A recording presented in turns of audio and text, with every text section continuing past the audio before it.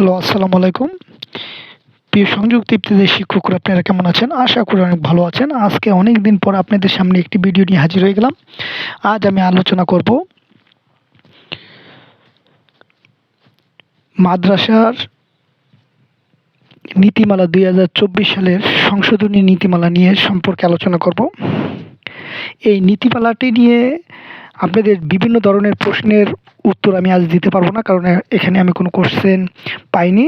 আপনারা যদি এই ভিডিওর নিচে কমেন্টে আপনাদের বিভিন্ন ধরনের প্রশ্ন করেন, আমি সেই প্রশ্নগুলোর উত্তর দেওয়ার চেষ্টা করবো ইনশাআল্লাহ। তবে আপনাদেরকে একটু সুখবর দিতে চাই।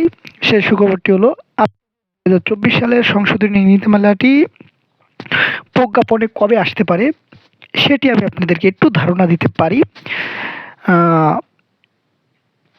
সম্ভবত আপনারা বছরের শুরুতে এই সংবাদটি পেয়ে যেতে পারেন। আপনাদের মাদ্রাসা সংশোধনীয় নীতিমালা ২০২৪ সালের